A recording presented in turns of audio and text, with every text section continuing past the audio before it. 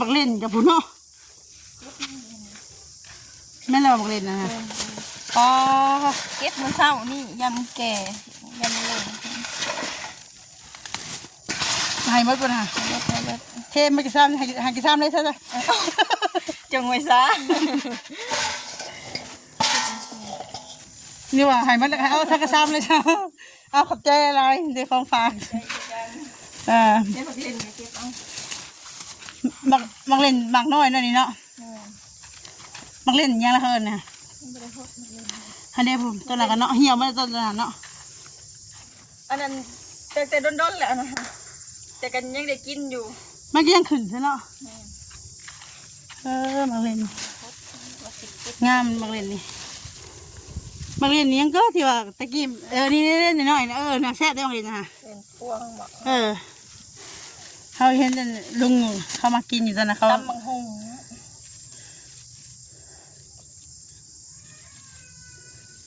ดีก็เปลี่ยนเป็นไข่เพื่อนกับน้องคนไข่กินยาเอาแบบว่าคันได้เข่าเพื่อนไทยวัดไอ้นี่มันยากเลยมันสีเทานะมันต่อกันเลยได้เลยมั้งข้าวนี่พอคือว่าอะไรน้อยหนึ่งกับเป็นเหรอได้มักเล่นนี่ขวดสีซินมูนเห็นเป็นน้ำมักเล่นเนาะมันจะแซ่บเนาะโอเคขอบใจอะไรไปแล้วสัตว์อยู่ดีมีแห้งเด้ออยู่ดีมีแห้งเดินทางปลอดภัยคือกันผู้น้อยก็หายเศร้าไว้จ้ะจะรอผู้หนึ่งเนาะเมื่อยน้ำตัวนี้เลยเขากันมาผู้หนึ่งเลยผู้หนึ่งออกเข่าผู้ใดเข่าเฮือลังได้กัน4-5 คนผู้ใดจังในไทยฮะใหญ่ครบเลยเท่านี้แล้วผมมีใครไปใช้ได้ยังมือนี้อยู่เฮือนเนาะอันมวยนั่งมวยบ่ฮะเขาเมื่อกี้อยู่แบบโอ้โหเราไปโรงเรียนบ่เลิศแล้วคือว่าจะไปนี่แม่ก็ไปกับหนู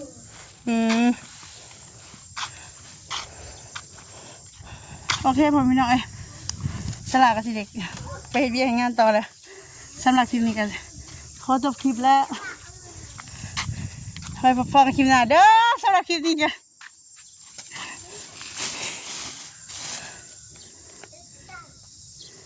โอ้ให้ยังเลยนะให้ยังเป็นเพื่อนโอ้ยหนักกันแน่เห็นไหมตกใจหมดโอ้ตายเลยบุญนัดบุญเล่เลยข้าพี่เหนียวะโอ้เอาถิ่มไหมก็ถิ่มไม่บอกละ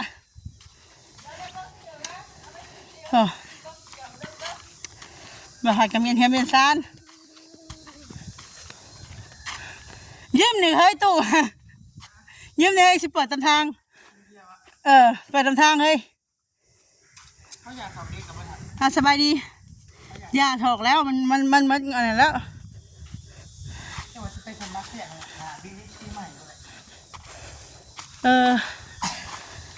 เอาให้ยากเลยแป้วะนะ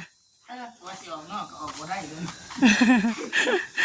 ก็เลยเปิดเพลงซะเนาะก็เลยเปิดเพลงนะโอ้ตู้นี่ยืมเนื้อมือได้มือหนึ่งเนี่ยเอาไปยังไง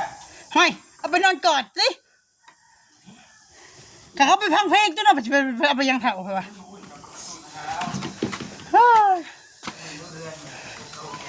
เจ้าก็บอกคือยังไงตู้ก็ไม่เปิดแล้วมันจะไปเป็นเหตุยังโจทย์กันนี้นะเมียมาบ้านปะมาเลย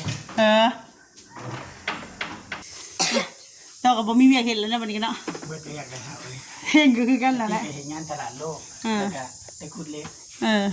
เล็กกับบ่มีให้คุณเลยจักจะไปยังต่อปะนี่หลังปีใหม่ว่าจะไปสมัครงานแล้วกันอันในตลาดโลกอะไรกันมีงานมีอยู่กันเดียวเขานั่งบ่หาไปส่งในสงการ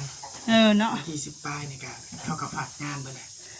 เขาบอกมั่มเขาไปซ้ากันยังไงดีมาสิไปเห็นน้ำเล่าแล้วถามเราแต่สิได้อยู่บ่แหละยิบเขื่อนตัดยิบแล้วเขาก็ซ้อนที่บอก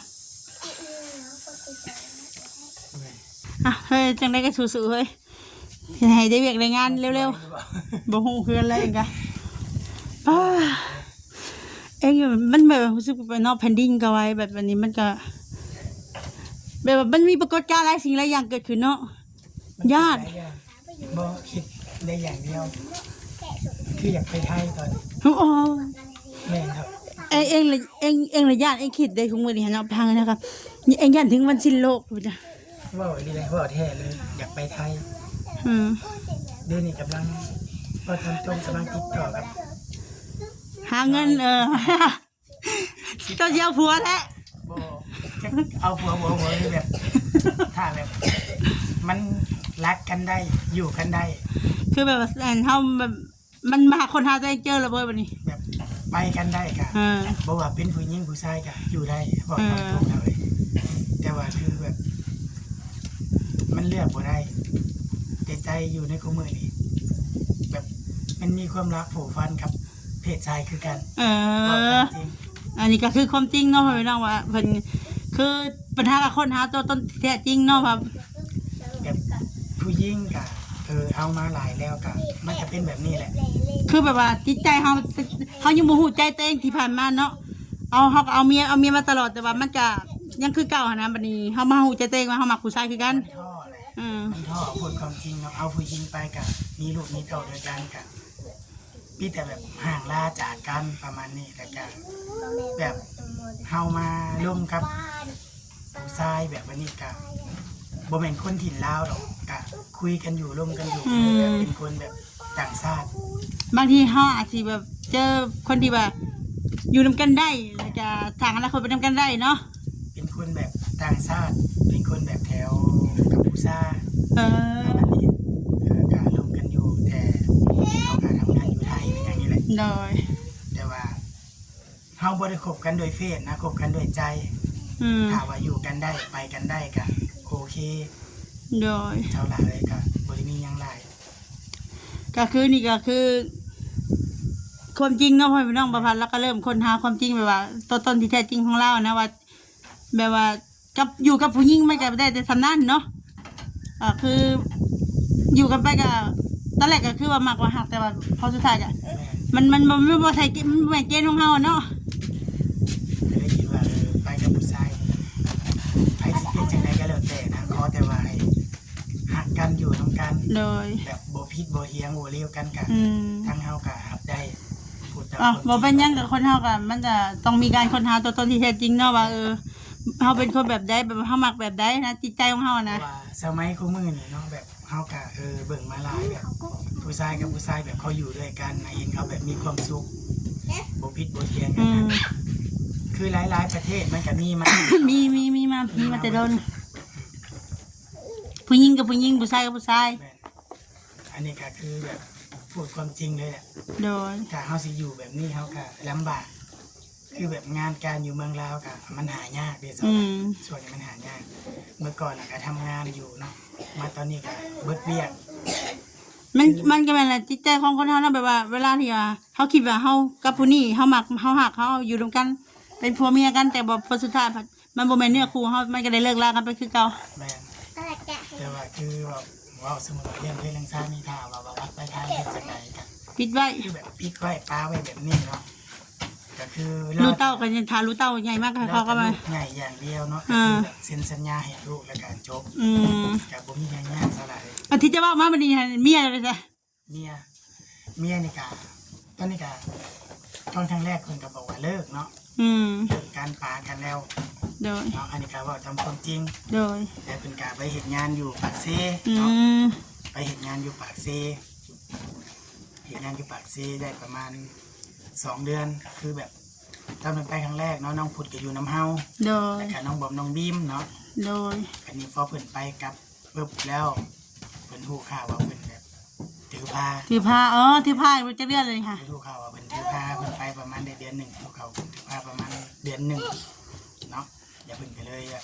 ตอนนี้เพิ่นได้4 เดือนแล้ว อ๋อแล้วบัดนี้ตอนนี้คือสุเจ้าหาแบบว่าไปกันบ่ได้กันแยกทางกันเนาะแบบว่าจากกันโดยดีหั่นน่ะเนาะ อันนี้ก็คือเพิ่นก็กลับมาเอาน้องแพรไปอยู่นำเนาะเพิ่นเอาเพิ่นอยากได้น้องพุดเนาะทางเฮาก็เอาน้องพุดให้เพิ่นไป โดย แต่เฮาก็บอกว่าเจ้าคือบ่อยู่แบบ เฮือนซานอันนี้ ข่อยสิให้เจ้าแต่ข่อยสิเป็นคนไปเองโดยแต่เพิ่นบอกว่าเพิ่นบ่อยากอยู่ไปกะมันซอกหายังบ่ได้แม่นนั่นแหละเนาะซอกหายังบ่ได้ก็คือตอนนี้เพิ่นก็กลับมาอยู่ในเรือนนี้แล้วอันแต่ว่าตอนนี้เพิ่นถือผ้านี่แล้วว่าได้บัดนี้ก็คิดยากวางแผนว่าได้ลูกนี่ก็3คนแหละแม่น3คนกับน้องแพรกันยังยากเฮาคิดว่าอันถ้าว่ามีไผที่ว่าอยากแบบว่าอยากให้คนที่ว่าเขามีกำลังแฮงอันนี้เบิ่งแย่งบ่เฮาก็แบบ ลองปรึกษากันเบิ่งอันนี้ก็ขอโทษขออภัยนำแบบทาง FC แล้วก็ผู้ใหญ่เพิ่นหลายๆเนาะที่ว่ามันเกิดขึ้นมาแล้วแต่ว่าใน2ผัวเมียทางเฮานี่ก็คือแบบพูดกันตรงว่าไปกันบ่ได้เนาะแม่นอันทางนี้เขาก็รวมกันปรึกษากันด้วยดีแล้วจากกันก็จากกันด้วยดีไปกันบ่ได้แล้วเนาะก็คืออันนี้ก็ทางลูกนี่เฮาก็อยากเว้าตามตรงเนาะอยากมอบหมายให้ทางแบบผู้ห่างทางมีเพิ่นเอาไปเลี้ยงไปเบิ่งซอยเนาะโดยแต่ว่าก่อนที่ว่าสิก็ยังให้แบบว่าเบิ่งแย่งตอนอยู่ในท้องนี่แม่นบ่ตอนนี้หาก็ได้4 เดือนเนาะแล้วก็คือแบบคลอดลูกออกมาแล้วถ้าว่าเพิ่นเอาไปอุปถัมภ์ค้ำสู้แล้วทางเฮานี่ก็แยกทางโดยประมาณนี้เนาะก็คือความหมายทางบ่พัดเว้าเนาะพี่น้องว่าอันจะถ้าว่ามีผู้ใหญ่ท่านใดอยากได้ลูกไปเลี้ยงบ่แม่นขายลูกเด้อนี่พ่อพี่น้องก็คือมอบหมายให้คนที่ว่ามีกำลังแฮงทรัพย์ผู้ที่ว่าหักแพงเด็กน้อยอยากได้ลูกไปเลี้ยงบ่มีลูกเลยอยากได้เด็กน้อยไปอุปถัมภ์ค้ำสู้เนาะก็สามารถทักเข้ามาแล้วก็บ่ขอหยังหลายขอแต่ว่าตอนถือพานนี่ก็เบิ่งแยงไปห้องหมอเอกโกเนาะแบบว่าบำรุงเด็กน้อยในครรภ์นั่นแหละโดยว่าทำตรงใส่ถ้ามันบ่มีเนาะโดยถ้ามันบ่มีแล้วก็คือแบบลูกแบบออกมาตลอดเกิดมาตลอดแม่นคือน้องแพรก็ได้2 ปีแล้วปันนี้ที่ออกอีกวันนี้ก็ตอนที่เลี้ยงน้องแพรน่ะก็ลำบากโดยลำบากที่สุดขายน้ำหมอกน้ำไม้พูดยาหนอกยานางขายหัวตะไคร้ลำบากเพื่อได้ลูกสีใหญ่สีนั่งเนาะก็แสดงว่าเมียเจ้านี่ขั้นบริกินยาคุมในข้อขั้นที่เริ่มบ่แต่เห็นจังได้ค่ะเพิ่นบ่เอาแล้วของในเพิ่นบ่อยู่จังได้เพิ่นก็สิไปคือพอมาถ้าว่ายังเล่ากันถ้าว่ายังคบยังเป็นผัวเมียกันคือเก่าสามารถเลี้ยงได้หั่นแหละแต่ว่าอันนี้เพิ่นว่าเนี่ยทางกันแล้วนะว่าซั่นซะก็เลยว่าอยากให้เด็กน้อยไปอยู่ในครอบครัวที่ว่าดีแบบว่าหักแพงแล้วก็คือที่อยากเบิ่งแยงเด็กน้อยเขาจะให้เอาเพิ่นเอาไปเลี้ยงอุปถัมภ์แบบเบิ่งลูกเฮาโดยมัดแขนเนาะซะเนาะหรือว่าให้ตกหม่องเพิ่นนั่งเพิ่นมีตกหม่องเพิ่นที่แบบเบิ่งลูกเฮาได้เนาะก็คืออยู่นำเฮาก็ลำบากทุกข์ยากก็คือนี่แหละนะลูก3 คนเลยเนาะก็คือนี่แหละน้องบอมน้องบีน้องแค่กะหมูกินหันกินนี่ก็คือบ่ได้กินได้พอช่วงนี้ก็พอบ่ได้ไปเฮ็ดเวียกโดยเวียกมันเบิดคือเฮาบ่ไปใส่ก็คือมีแต่รอวิทย์หลังปีใหม่แล้วก็ไปเฮ็ดเวียกสาวาเนาะก็คือแบบเฮาเอาลูกออกมาเพื่อคือสิให้ทางบ่ฟัดเลี้ยงก็คือสาวแม่กับเพิ่นก็ไปเนาะเพิ่นบ่อยู่เฮาก็เลี้ยงได้แต่ว่าเฮาสิเอาหยังมาเลี้ยงล่ะบัดนี้จะเลี้ยงบ่ได้ดอกเด็กน้อยบัดเฮาไปเหตุการณ์ยังก็บ่ได้ก็คือน้องแฟนี่ก็ยังว่าสถานนึงเนาะแม่นแล้วคือเฮาเมฆเพิ่นอยากเอามือให้เอ้น้องเพิ่นก็แล้วแต่ถ้าเพิ่นบ่ไปให้น้องเพิ่นจังเฮาก็สิเมื่อยพอให้แม่เฮาเบิ่งโดยแต่ว่าเฮือนนี่ก็คืออยู่นี่คือเก่าเนาะบ่ได้ไปไสมีแต่ว่ารอท่าแต่ว่าลูกใหญ่เท่านั้นก็คือไอ้สมบัติที่ผู้ใหญ่เพิ่นให้มอบให้นี่ก็รักษาไว้ให้ลูกเนาะก็ยังคือเก่าโดยหาทางไปว่าซั่นซะโดยบ่ไปจะหาทางแหละตอนนี้นะก็คือเนาะลูกก็กำลังชีออกมาแล้วผมเป็นน้อยฮักก็ได้4 เดือนนี่ก็จังได๋ก็ฝากผู้ใหญ่ที่ว่าอยากเอาเด็กน้อยไปอุปถัมภ์ค้ำสู้เนาะมันสู่บ่ได้แหละเซาหลายบอกความจริงเลยถ้าอยู่นำกันไปก็โอ้โหมันแบบบ่ถือบ่ต้องกันจักมันเป็นจังได๋แบบว่าแก้วที่มันล้าวแล้วเนาะมันก็กลับคืนมาบ่ได้หั่นเนาะแต่ทางเพิ่นก็บ่อยากอยู่แม่นทางเฮาก็บอกให้อยู่เฮือนอยู่ซ่านนี่เพิ่นก็อยากไปจังได๋เพิ่นก็อยากไปเฮาก็แบบยังเพิ่นบ่ได้แล้วแต่ว่าลูกเนี่ยพอเพิ่นตอนที่เพิ่นไปเฮาก็บ่ฮู้ดอกเพิ่นถือฟ้าเนาะแต่เพิ่นไปได้ประมาณเดือน1เพิ่นฮู้ว่าเพิ่นถือผ้าแล้วเพิ่นก็กลับมาทางเฮาก็รับทางเฮาก็รับแต่เพิ่นบ่ให้แต่ว่าเพิ่นบ่อยากเลี้ยงเนาะเพิ่นบ่อยากอันนี้คือหมายถึงว่าบ่อยากเลี้ยงกันยังบ่ว่า ไม่เลี้ยงบ่ได้ คือต่างคนต่างแยกย้ายกันไปไปมันเลยนะ จะบอกว่าสิเป็นจังไดก็ขอโทษขออภัยนำพ่อแม่พี่น้องทุกคนเนาะขอโทษขออภัยนำ FC พ่อแม่พี่น้องหลายๆเนาะทางเฮาก็เลือกบ่ได้แล้วก็มันจำเป็นอีหลีเนาะที่ว่ามันลำบากแหละครอบครัวลูกก็3คนแล้วคนที่4ก็สิเกิดมาแล้วทางเฮาก็แบบบ่ได้อยู่นํกันนะ โดย มีแต่สิแยกทางกันไป ถ้าสมมุติว่าสิให้ผู้นี้เลี้ยงก็ไปเฮ็ดหาหยังก็บ่ได้ แม่นก็คือเซาเมฆเพิ่นสิเอาไปเลี้ยงอุปถัมภ์เพิ่นก็แบบพ่อแม่ก็บ่มีว่าซั่นซะ เนาะ เนาะมีแต่เอื้อย จังว่าว่าญาติพี่น้องว่ามึงจะหาแต่ลูกให้กูเลี้ยงเพราะว่าแหละ หยังก็บ่มี แล้วก็เฮาก็อีต้นเพิ่นสงสารเพิ่นอยากให้เพิ่นไปแต่โตเพิ่นเองบ่มีภาระหยังเนาะคือไปเฮ็ดเวียกเฮ็ดงาน ก็คือเฮาก็ทำบุญไปแบบว่าให้เด็กน้อยไปอยู่ในครอบครัวที่ดีมีฐานะอะไรอย่างเงี้ยเนาะ เพิ่นไปบ่มกคุมบ่วิทย์เพิ่นจะกลับมาอยู่นำลูกนำเต้าเพิ่นอยู่เรือนทางบ่าวพัดก็ให้มา โดย บ่าวพัดก็สิหาทางไป โดย เฮาก็บ่ได้มีหยังเงินซั่นแล้วนี่ก็ตั้งอยู่นี่คือเก่าก็คือแบบบ่ได้ค้ำบ่ได้คายพี่เนาะ เป็นสมบัติของลูก เป็นสมบัติของลูก เก็บไว้ให้ลูก เก็บไว้ให้ลูกเพราะเพียงแต่เฮาบ่อยากอยู่เท่านั้น โด บอก ย แบบความจริงเท่าไหร่เลย เฮาต้องไปหางานทำนั่นแหละ จังครับก็สิไปเปิดใจใหม่เพิ่นซะ ก็บ่ฮู้ว่าอนาคต อันนี้เป็นคลิปเปิดใจบ่ดิ แม่นสิไปเปิดใจใหม่บ่ฮู้ว่าสิเป็น อัน จังได๋ ชีพแบบว่าจากที่เคยคบผู้หญิงมาแล้วสิไปคบกับเพศเดียวกันเนาะ แม่น โด บาง ย ทีมันไปกันได้บางทีแบบมันอยู่กัน บางทีใจเฮามันไปทางนั้นแต่โดนแล้วแต่เฮาหากะฮู้เนาะ บางทีมันไปกันรอดอย่าง อ่า นี้อันนี้เท่าไหร่ โด ว่าย ความจริงเลย เอ้าจังได๋ก็สู้ๆบ่พลาดเด้ เลย ขอยเสียเสียวสาวบ่เลยบาด อื่นบ่าวบ่าวอื่นบ่าวเอาเด้อ เอาขอให้เจอคนที่ถูกใจเนาะแล้วก็หักแพงกันเนาะโดย มันสิเอิ้นชามันก็บ่คือแม่นๆ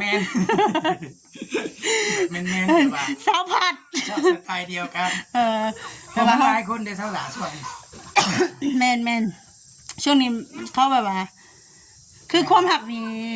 เขาสิไปบอกไผก็บ่ได้เพราะว่ามันบ่เข้าไผบอกไผเนาะเขาหมักในใดเขาก็ไปในนั้นคือแบบที่ในใดที่ว่าเขาเห็นแล้วเขาสบายใจเขาก็ไป แม่น โอเคจ้ะ ได้ซะ ฮะโอ้หมองมองได้เขาสบายใจเขาก็ไปเนาะเจ้าคนที่ถึกใจก็เอาเลยแล่นคูบรถนำทางนี่มันโมเมนต์สันค่ะซะสิเดโคโตไปเลยสันโดยสู้ๆเด้อโอเคนะพ่อพี่น้องสลักสิเดเขาจบคลิปแล้วพ่อพี่น้องคลิปนี้ก็จะเป็นคลิป EP 2เนาะเพราะว่าตอนแรกมันก็ตอนหนักก็ยาวเลยนะพ่อพี่น้องอันนี้เป็นคลิปที่2เนาะคลิปต่อจากงานสะฝนพ่อพี่น้องโดยคลิปนี้ก็สิเขาจบคลิปไปเพียงเท่านี้ไว้พ่อคลิปหน้าจะได้กับเป็นกำลังใจให้ทางพ่อผัดกับเมียเนาะโดยสลักก็สิเดเขากล่าวคำว่าสบายดี